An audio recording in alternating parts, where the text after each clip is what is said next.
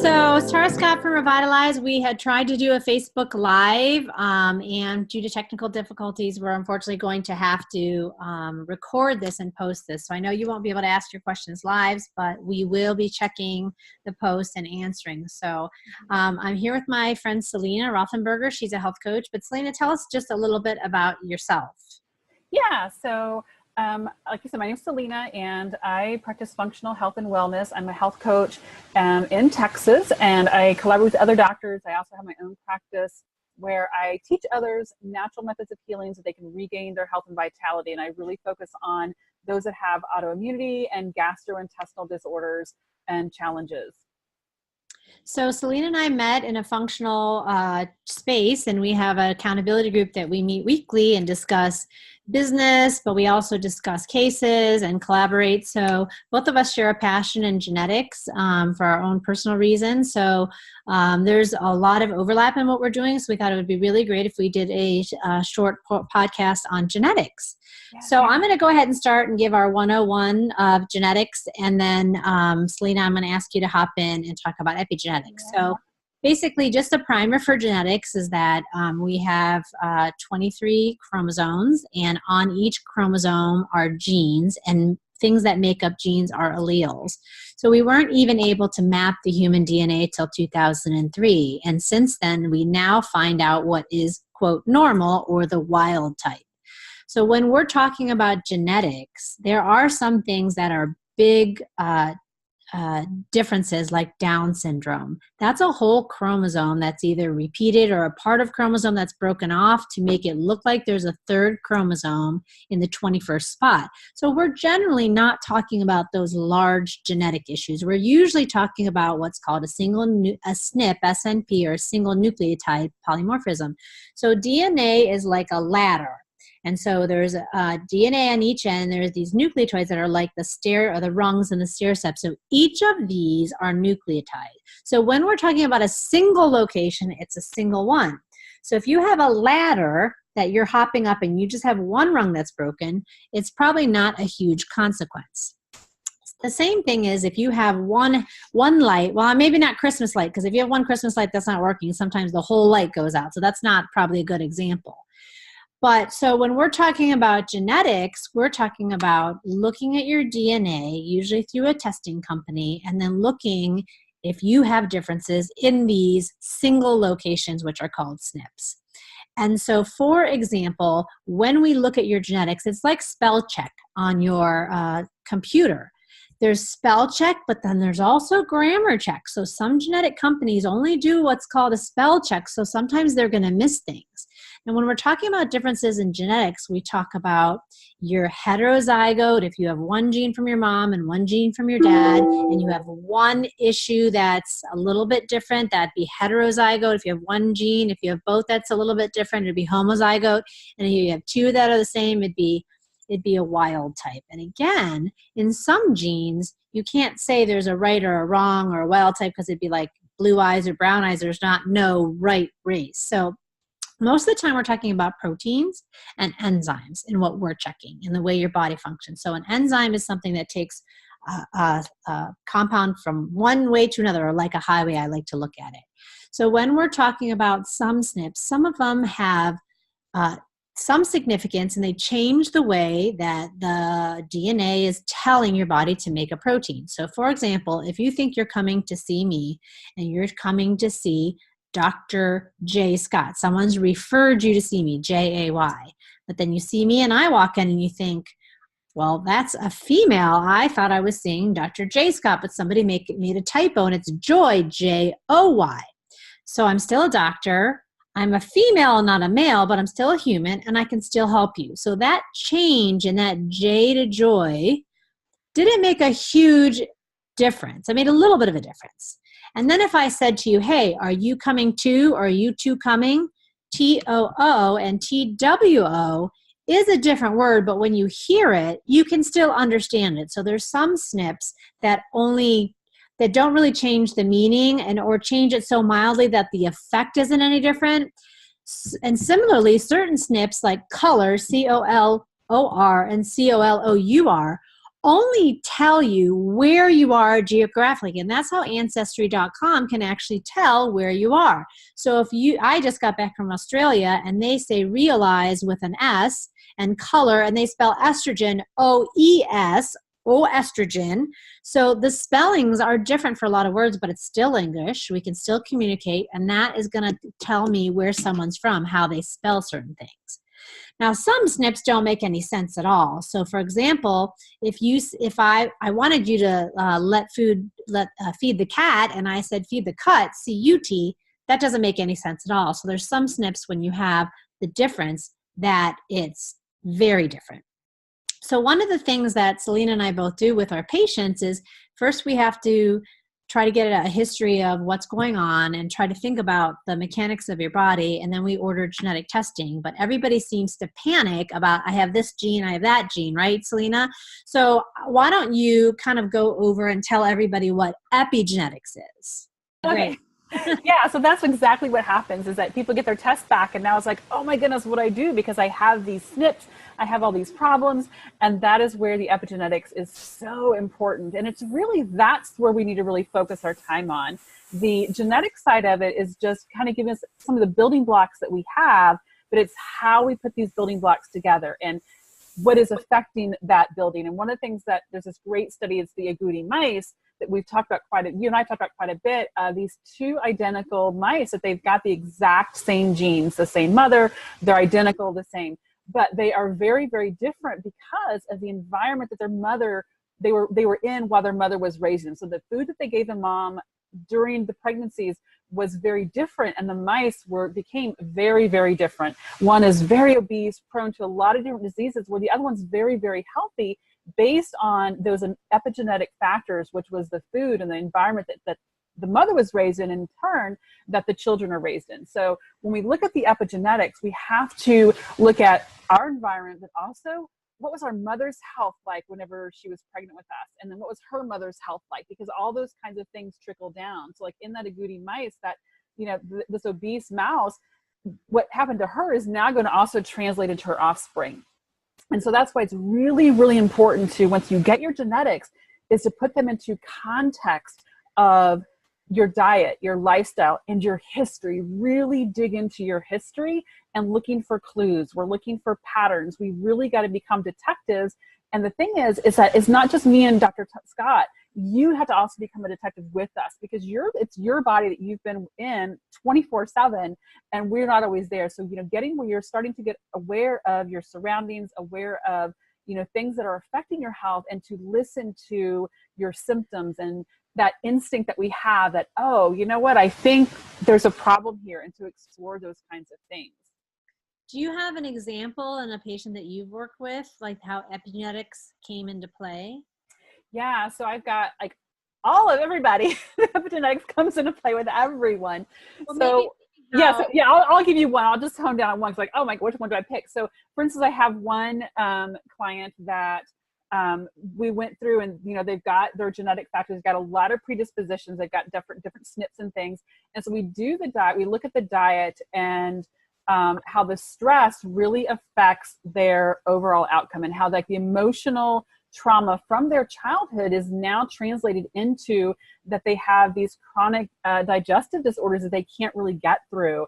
And so it really helps to activate those genes. So those genes now, where they were predisposed to having difficulty with microbial imbalances or different food intolerances, now get activated because of their history has like turned on and off those genes. So that's where the epigenetics, you've got this methylation cycle, which is why you hear about MTHFRs, because that's the core of this on-off switch. That methylation is what turns these things and activates whether or not those rungs, you're actually going to, like you said, those split rungs, are we going to need to go through that step or not? And so it's going to activate those kinds of things.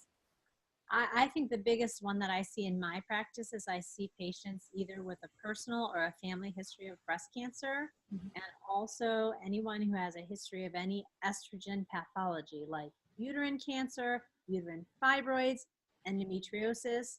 Just recently, I had a young girl in my practice, not that young, but a premenopausal girl who was having endometriosis pain, and thankfully she was educated on functional medicine. So she wanted to be proactive. We did her genetics, and she did have some problems with MTHFR and COMT.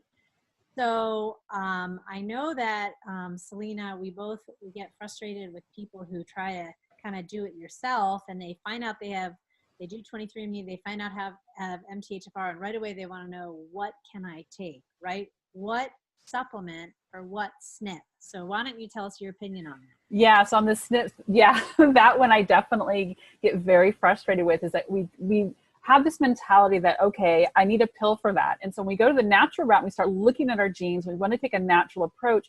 We still have that same mentality of, what supplement do I go take? I've got the SNP and now I need to go take a supplement. So that's where I usually get on my little soapbox about, we cannot do that. And the reason why is because we have this internal symphony going on. And when it comes to MTHFR, it's one SNP out of thousands of SNPs. And so if we take that approach, then we're going to have thousands of supplements to be taking now. And like on top of that, it's going to affect many things. And we also don't know that just because you have a SNP doesn't mean that it's expressing those epigenetic factors. If you are doing the right things, the SNP is not, even though it has potential to have a lot of consequences, we can support them. It doesn't mean that those things are completely broken and they don't work. It just means they have a little more potential need for support, that we maybe have a turn and where we should have been straight, but it's still going to, work to some degree. So when we support those things, we can live a life where we don't show, like those agouti mice, they had the genes for obesity and for those things, but because they were supported, the body is able to overcome those SNPs. So just because you have a SNP, an MTHFR SNP, don't run out and get methylated vitamins. You're going to hear, oh, I need to take methylated vitamins because my methyl cycle is not working. That is so untrue. I mean, you may need those things, absolutely, but if you start pushing those things, you can really start pushing other cycles, and you've got to really the whole biochemistry, everything involved in the big picture. We don't just want to focus only on one SNP, just like the conventional medicine only focuses on, oh, my endocrinologist only focuses on one thing, the cardiologist only one thing. They're all compartmentalized. We can't do that with our SNPs. Please don't compartmentalize your SNPs and just pick out what you have these problems and start supplementing for those. Right, I totally agree. And I always like to pass on knowledge after I've made mistakes myself. And so when I was still doing a lot of traditional medicine, we were testing for MTHFR because at one time it was relevant to obstetrics. And that was before I really understood a lot of it. So I had patients early in my functional medicine days that I said, oh, you have MTHFR, you need to take this. And they reacted horribly because I didn't know their SHMT, I didn't know their BHMT, I didn't know their COMT. If you have MTHFR and you take too many methyl groups, then you start making too many neurotransmitters. And if you can't get rid of them because your COMT is slow, you may feel even worse. So that's the first mistake that I've seen happen. And the second is that people can over-methylate. So you can be under-methylating, over-methylating. So I myself have 3 out of 4 significant MTHFR SNPs, which is pretty rare. And I don't like to be a rare case, but I'm a pretty rare case. And so, of course, what did I do? I started taking methylated vitamins. And I did everything else that Selena said. Diet, exercise, sleep, stress. And so totally changed my diet and started eating a raw food diet at lunch every day. With all the green leafy vegetables I was getting so many B vitamins. And then all of a sudden I started, every time I would take my B vitamin supplement, I started getting hives. And I'm not a hive person. I don't get hives. So I couldn't figure out why all of a sudden I was having all these symptoms. And I've had it happen in more than one patient that all of a sudden they start being over methylated. So, Selena, that's a great point as far as not treating one SNP and looking at the whole thing. And that's why I know working with either a functional medicine provider or a health coach or someone who's knowledgeable about that is important. So I want to make one more comment about COMT, and then I want to hear a little bit about the testing that you're doing. So the COMT enzyme is another big one that I see a problem with, because that is an enzyme that has a couple functions specifically for women. One is it is the second step of estrogen detoxification. And 2, it is also how your body gets rid of dopamine, which is your neurotransmitter that gets things done and it helps you with motivation. and epinephrine and norepinephrine, which also give you energy. But if you have too much of those two things, can give you anxiety. So I see this manifest a lot, because if you think about it, think about a highway that has 4 lanes. And all of a sudden you're a young girl, you're doing okay. Let's just say you have a COMT SNP and it works very slow. So instead of 4 lanes, you've got a 2-lane highway. So when you're just trying to get your neurotransmitters, you might be a little anxious as a child, maybe not. And then all of a sudden at puberty, guess what happens? Estrogen has to come and share that highway. So you've got so much more traffic with your dopamine and your norepinephrine and your estrogen. And guess what? There's a backup. So there's so many things that affect traffic. Not only if there's a backup, is it because it's 2 lanes and 4 lanes, or is it because there's 5 inches of snow? Is it because there's construction? Is it because there's an accident, which is a temporary thing? So there's a lot of things that can help that, but those are 2 of the biggest things that I see and 2 of the most important SNPs. But I really prefer to do a bigger, like Selena said. I mean, if we look at methylation alone, there's a lot of genes that have to do with methylation. Unfortunately, because genetics is not covered by your insurance, it is out of pocket. So the more genes you test, the more expensive the panel is going to be. So we do run some testing that is included with some of our Genova testing, which is urine testing, where you can do a swab for just MTHFR and COMT. That's sometimes helpful. But then we also have some methylation panels that are a little bit bigger, that give us a little bit more of the genes that control your enzymes that get rid of your serotonin as well. So if you're someone struggling with anxiety, headaches, migraines, those kind of things. And we also just started offering something called Nutrients. They may have changed their name, where not only do you get a lot of your estrogen-related genes looked at, as well as Alzheimer's. I also have a marker to put me at increased risk of Alzheimer's. So you see those, and they also make supplement recommendations that the company actually customizes supplements for you and gives you your supplements. So those are the ones that I've found that are really great. And then I know Selena and I was just looking at what you were doing, and I really liked your company that you're using. So why don't you talk about the company you're using and also the package that you're offering? Yeah, and before I get into that real quick, I just want to talk about, because you mentioned like the COMT and what you look at, one of the things that was one of the questions that we had was about the, someone had asked about their blood pressure. And what I see a lot, because I deal with the autoimmunity and the gastrointestinal, is the detox pathway, which is kind of, I look at the trio for me is you've got your neurotransmitters, you've got your methylation, and that detox. And those 3 of those have to work harmoniously, because when any of those are out of whack, when you have that slowed down highway, then other streets, then all of a sudden these backup pathways, those can also get overloaded. And so the detox that I see a lot, and I want to just touch on this real quick, is why another reason it's important to not just all of a sudden just start taking a supplement for whatever SNP, is that we get into a situation where we have like a clogged toilet. So we're going to try to we have this detox pathway that's backed up, not working well.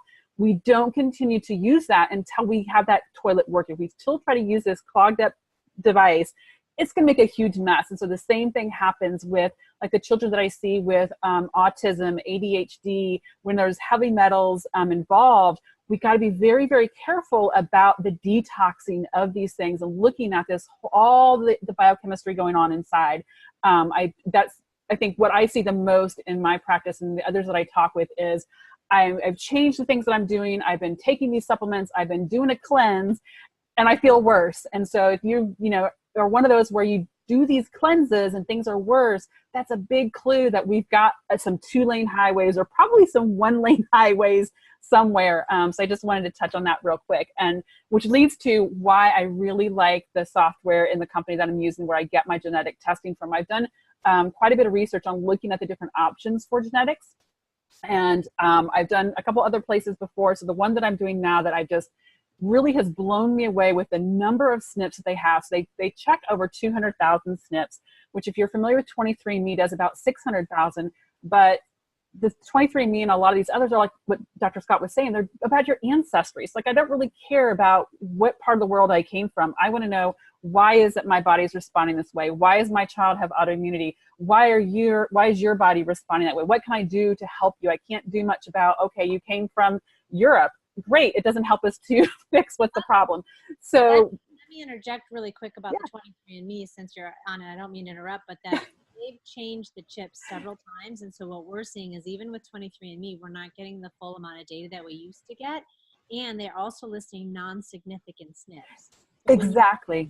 report, and also there was a study done in California that showed 20% of the time they incorrectly reported ApoE44, which is the Alzheimer's marker.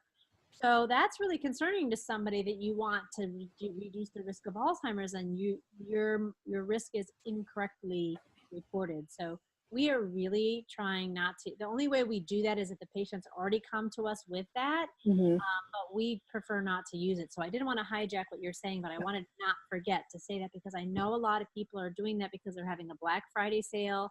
So it's great for Ancestry. It's kind of fun to look at, but it's not meaningful genetic information. So right. Talk about what yeah, that was actually my next thing. I'm glad you mentioned that because that's the next thing is that they have 600,000, but when it comes to what's pertinent, they maybe have 6,000, and they've taken out like those what you're talking about, the MAOA. I think they may have the COMT, but a lot of these SNPs that really are these key places, they no longer even report on. So the one that I use is 200,000, about 15,000 pertinent SNPs that you're going to get to know, hey, what's going on epigenetic wise? These are the epigenetic factor type genes that we're going to look at that epigenetic areas. And so we take those 15,000 genes and we can overlay them with your symptoms. And so we look at that symptom part, like what are the problems that you're having? Are you having anxiety? Do you have a difficulty with digesting different foods? Do you have eczema? These different autoimmunity diseases, like so many of those things get triggered. We can look at the symptoms and see which pathways are involved. It helps us to really hone in on that biochemical pathways going on. And then on top of that, we can take your lab test and see, hey, how is the body expressing? What are the metabolites coming out of here? What is your body telling us as well? We take the symptoms, and then your lab results really tell us, are these genes compromised? Is there a one-lane highway where there should be a four-lane highway, or is your four-lane highway working totally fine? And so that gives us all pieces to the puzzle where we can look at where you're at, what your body's telling us, these biochemical going on, and what are your genes? Are they predisposed or are they not predisposed? We can see, because even if you have a perfectly fine gene, you still can have a problem methylating. You can still have a difficulty in those neurotransmitter pathways. You can still have difficulty through detox or whatever. And so that's why it's really important to look at everything in context. So that's what I do, and what the company that I use and the software that I use, we can look at it all and make it much more simpler to present to patients and clients. Say, okay, hey, look, this is a condensed version of all these biochemical things and all that symphony going on, and it really empower and equip you with practical information. So, okay, we can do something about this and actually formulate a plan to support the body in healing. Instead of just saying, okay, here's your SNP because of that lab test, or here's your SNP because of that, SNP or supplement I meant for those things. So obviously your approach as a health coach is a little bit different. Being a OBGYN physician, patients are coming to me with a specific complaint, like I have irregular periods or I have this. So sometimes during that workup, as we're trying to get to know their body, we discover that potentially they would have a problem with genetics. Then we do the genetics. So sometimes we're not always approaching it like you are, because we already have this information and then we're doing the genetics. So if a patient, like someone in this Facebook group, wanted to work with you because they were thinking that they had a symptom that they think something's wrong with genetic, how would they go about that, and what would that look like? Can you walk us through the steps using the test that you're doing? Oh, sure. Yeah. So I can share a link with you guys on what I do. I just basically, you go in, you click on the link, and there's a video on that kind of goes over the overview. You order your test kit, you schedule a time with me, we will do a consult. It takes about 6 to 8 weeks to get your test kit back. So once you order the test kit, then I send a link to you for your initial set of questionnaires, about 200 questions that really gets into a lot of your health history, what symptoms you're experiencing, that sort of a thing. And then you get your test kit, and it's just one of the kinds that you just spit in a little tube, you send it off, you got to register it because it's all private. There's no names or anything like that connected to it. So you have like a barcode, and you just have to register that to your client portal. And then about 6 weeks, sometimes 8, but I've had them as soon as 4 weeks. So between 4 and 8 weeks, we get it back. And then we schedule a time and we go over, what are your results? What does this, mean? And we spend about an hour on a consult together. And I'm going to help to show you where these genes are expressing at, and the things that you can do to prevent things, or where you need to be aware of. What, this is an area that you might want to really work on, and develop a strategy plan to change the course of your health, or develop a strategy plan to keep your health in a really, really good place where it's at right now, just to kind of give you a heads up. It just really depends on where you're at and what it is that you need. But we develop, a plan with you to say, okay, hey, this is what the direction that I need to go and the things that I need to be aware of. So basically it's like maybe 2 visits or 2. Yes, it's just like a 30-day, you've got 30-day access with me on that. So we do the 1 hour, after the 1 hour consult, you've got 30 days after that to message me. I've got a private portal on that. You can message me if you have other questions that you want to ask, because I know that you more than likely will have more questions after you start getting all this information. So you've got 30 days where, we can message back and forth. And then I also have other packages. Like if you realize that, oh, you know what, I've got some issues that I'm needing help with, then I've got other packages. I've got package with Dr. Scott. There's other ways then to take, okay, if I'm needing more help, then we can find a way to get you more help with whatever it is that's going to work for you. And the other thing that Selena has done is she has a fantastic free resource. Oh yeah, I forget about that. 5 things that you need to know about genetic testing. And so she has graciously agreed to share that for all of you. All of you listening, and so she will post the link in this. We'll put the link in the post, since now we're not live anymore. So we'll put the link in the post, and it'll be a direct link for you to download that genetics guide. Yeah. Unfortunately, we didn't have any questions. I'll take one more quick look. You answered the questions about and we probably didn't because we're not live. Oh, there was the one about the blood pressure. I wanted to answer her real quick. She said, I'm doing everything I think is possible to reduce my blood pressure physically, mentally, emotionally, etc. Could my high blood pressure really be genetics? So I wanted to answer that real quick, but yeah, absolutely, it could be genetics. But I'm not sure what you mean by, is it because I have this gene, so I'm just destined to have this problem? In that regards, I would say no, that you're not destined just because you have a gene. And so it's really the epigenetic factors that are involved, which gets to those detox pathways. There's an NOS, nitric oxide gene, which is big when it comes to our cardiovascular system. And that one ties right into the COMT, where that nitric oxide cycle needs to be working well. If it gets stuck, well, then it starts shifting to a really bad nitric oxide situation. And that's where you really start seeing the chronic cardiovascular issues, circulatory blood clots, and all of those kinds of things involved. Diabetes is when it's called NOS uncoupling. And so when you are having this chronic blood pressure type of things, then that's when I would be looking at genetics, not just because if I have, this SNP, I'm destined, but which of these pathways here, and maybe I'm predisposed, that I've got to help support these things. And the nitric oxide one is one where you could be doing all these right things and still not get anywhere, because you've got to address those in a very specific order to get that nitric oxide back into that bioterran, the BH4 recycling component. And so that's what I would say on the genetics part, is that you may be predisposed. The nitric oxide is what I'd be looking into and researching, and then working like with Dr. Scott, because she is just amazing on that, with that COMT and with those neurotransmitters and with those cycles, to support those things from the ground up, and from what these underlying, looking at that, where's your toilet clogged at, and working systematically backwards, especially if you're doing all the right things and you're not really seeing issues or seeing improvements on that.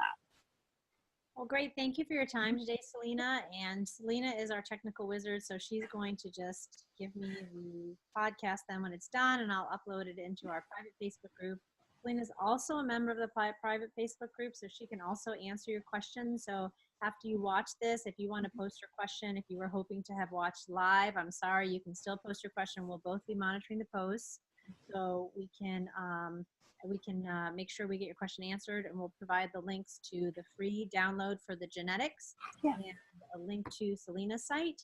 And also, I'll just post the book Dirty Genes as well, as something that we always both refer to as a reference. So I hope you guys are having a great day, and I hope this is something that was helpful to you, because this is an area where I really see huge rewards and huge dividends with patients. And the nice thing is about it's a test you only have to do once. Right, exactly. There's no have to follow-up test. That's one of the best things about it is we ain't got to do it again. All right. Thank you so much, Selena, for Sure. today. And yeah, so we'll put all those links there. Okay, great. Thank you so much. This was great.